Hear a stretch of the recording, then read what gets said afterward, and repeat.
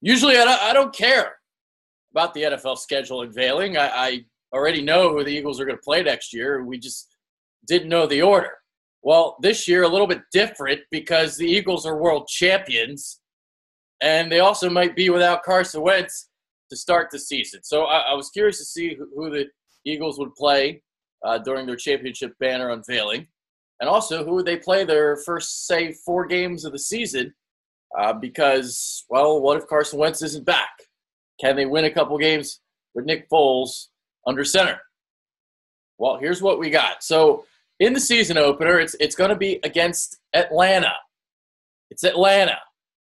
For a long time, I thought it was going to be Minnesota. It sounded like it was going to be Minnesota, and I would have loved to pour just a little bit more salt in the wound. But it's not Minnesota. The Eagles get them in week 5. Maybe that's when Carson Wentz comes back. We shall see. So your first 4 games, Atlanta at home, at Tampa Bay, Indianapolis at home, at Tennessee. I don't think it's a cakewalk, like some people are saying. I'm curious to see how Tampa Bay responds following a pretty disappointing season, and that was on the heels of a 10-6 season in 2016, where they looked to have some promise.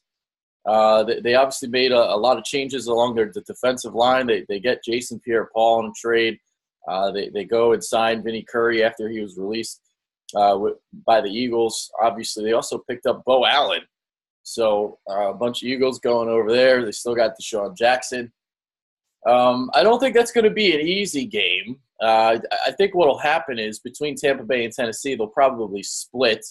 And I say that you'll probably beat Atlanta and beat Indianapolis at home. So I'm thinking 3-1 start with Nick Foles under center.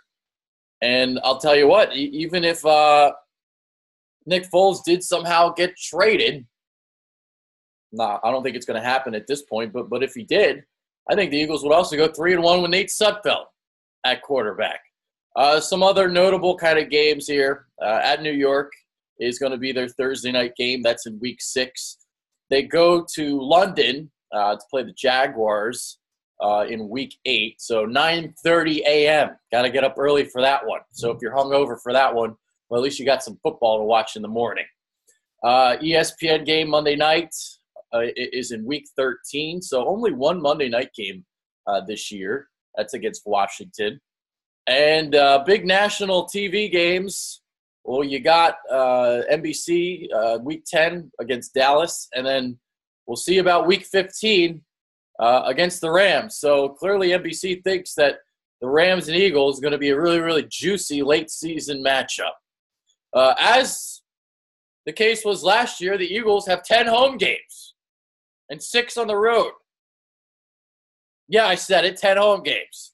Because nobody cares about the Jaguars. You know that the Eagles fans are going to fill Wembley Stadium when they go to England. And then, as we know, Eagles fans took over Los Angeles last year. So no reason why they're not going to do that again when they play the Rams.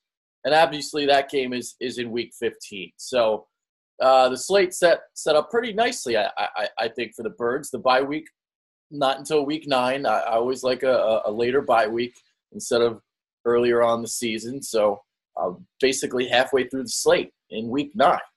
So that's your schedule. I'm not going to make predictions yet if you're wondering about that because, well, we haven't even had the draft yet. So let's get through that first. And, then maybe we can start talking some predictions. But until then, that is your Eagles slate for the 2018 season. Yippee-doo! It starts with Atlanta, the road to a repeat. Let's go.